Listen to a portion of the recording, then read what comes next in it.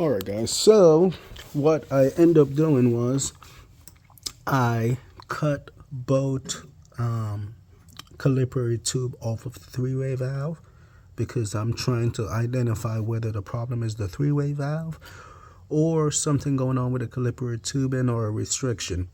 So when I put pressure in the system, I get air both out of the left and the right one as well. Okay, so air comes out of both. When I go into my smart HQ, switch to freezer only, air comes out of this one. When I do both, air comes out of both. So I know this is the freezer and this is the fresh food section. So I know the three-way valve is working properly. My question now is, why was I not getting air through this calibrate tube going to the fresh food section, but the freezer was working fine?